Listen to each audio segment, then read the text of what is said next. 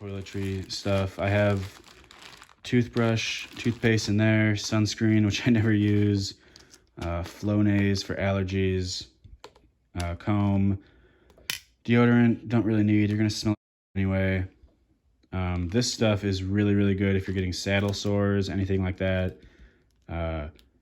Bring this even if you're not getting saddle sores, because you eventually will start getting them. So this stuff's great. Bar soap.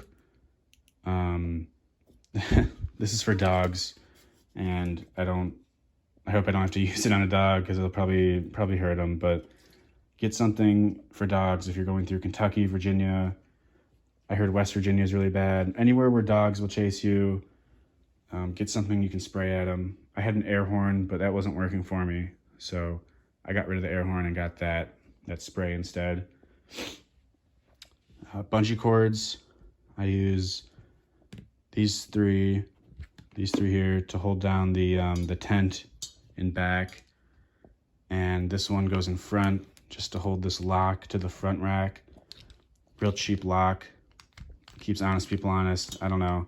If you want to get a real good lock, it's going to be heavy. So just keep an eye on your bike. Don't leave it anywhere sketchy or anything like that. Safety triangle, just to make myself more visible on the road. And which also brings me to this light. This is the Bontrager Flare RT. Very, very bright. You can see it from over a mile away.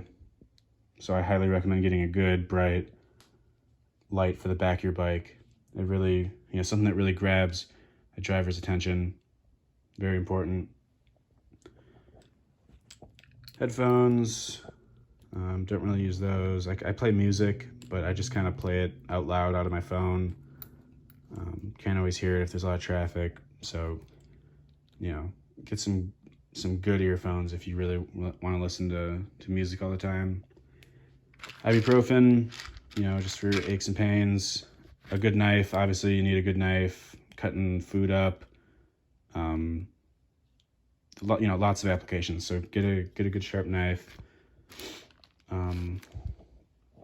Okay, Sharpie, toothpicks, whatever. I don't think I've used the toothpicks, but Sharpie, you need to write on something.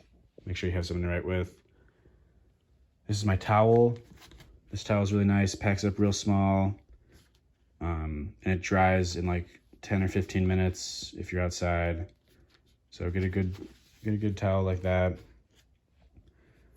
My glasses with the mirror on them for seeing behind me. Definitely, if you're not gonna go with a mirror like this, get a mirror that goes on your handlebars. You need to be able to see cars behind you, because there's definitely times where big trucks are coming, semis, logging trucks, whatever, and sometimes it's best to just get off the road if there's no shoulder and they don't have room to move over.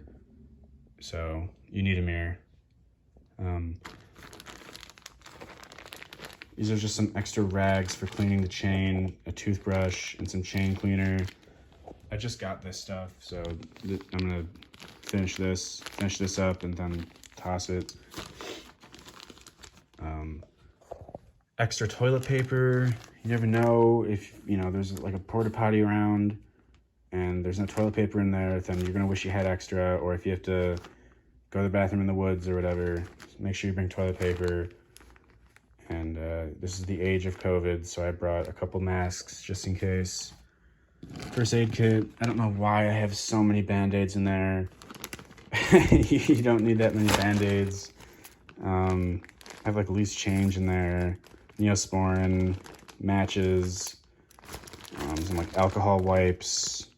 This is a bit of an overkill, but bring the basic first aid stuff just in case something happens.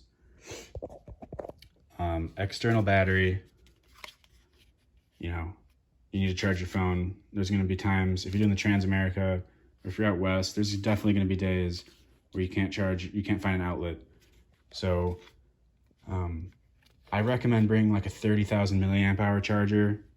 I got mine stolen, so I just got this one from Walmart, and it's only like 8,000 milliamp hours, and it only charges my phone like 1.5 times.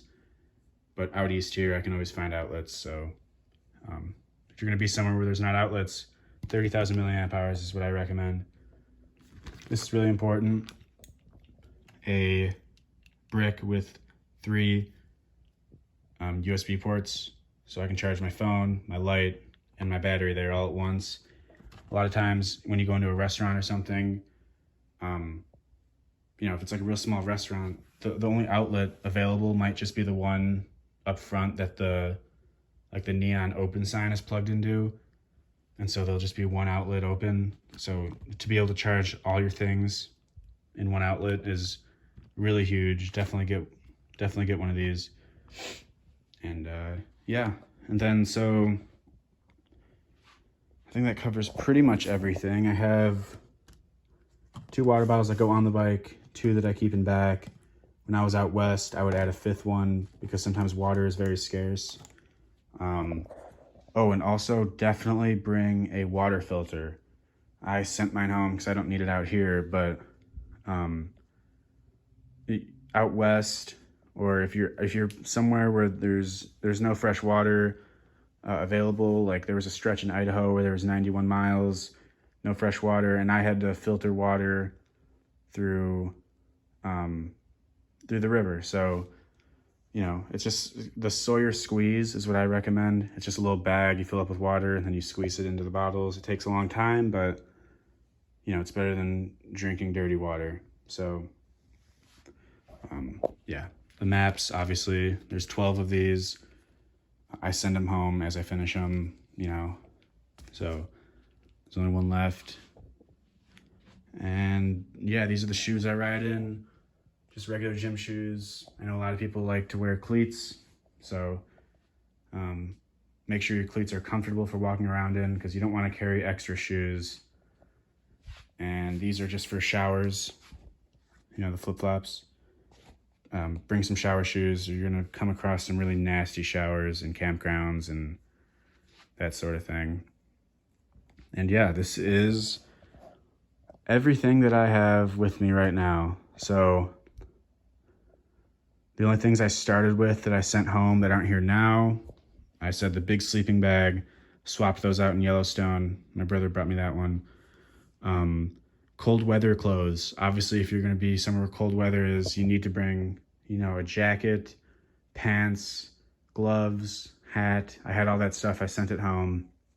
That was a big part of why my stuff was a lot heavier back then, was the cold weather gear. Again, I didn't really prioritize weight. I just kind of got the cheap stuff on Amazon, and you know, it worked out, but you can save on weight if you are willing to spend the money. All right, so for my next trip, if I was really trying to lighten up, I would, my first thing that I'd get rid of would be the tent. I'm gonna get a lightweight tent for my next trip. And this is ridiculously heavy and large, so this is definitely the first area where I could lighten up at.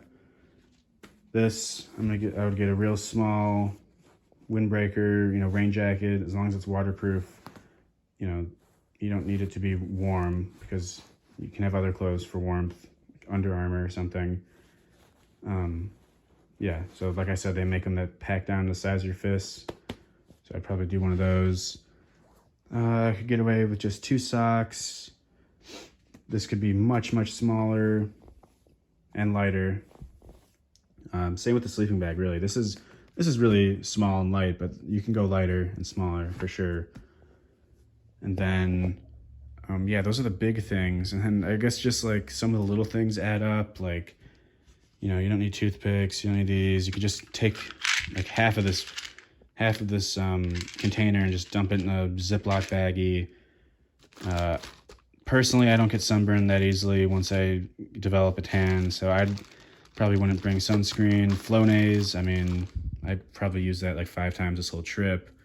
You can get smaller bug spray, smaller camping or smaller cooking setup. You don't need, I mean, like I said, they just make little stands and then a collapsible pot that you can make more things on it too, like eggs, meat, whatever. Don't really need this. I could just drink out of the jet boil, but if I did the pot and pan, then yeah, I'd bring a coffee mug. And yeah, those are really the big things. If I slim down on the things I just mentioned there, I would definitely be able to get away with just the 2 panniers, get rid of the front 2, which would also allow me to get rid of the front rack. So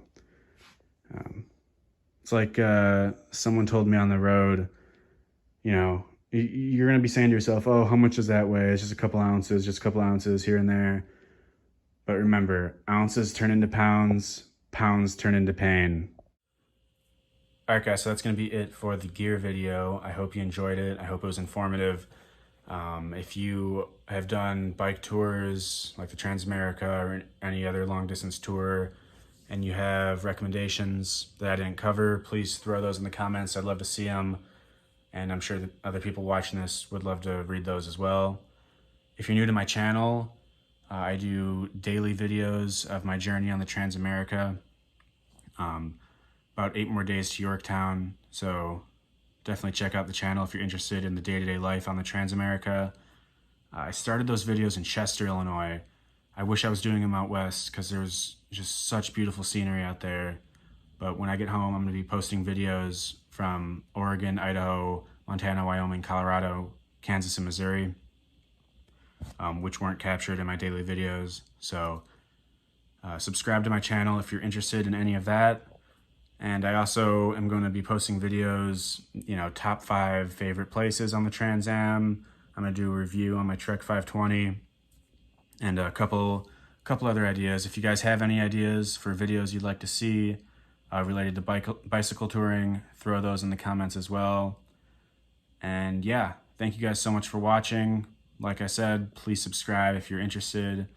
And I hope I see you guys on the road someday.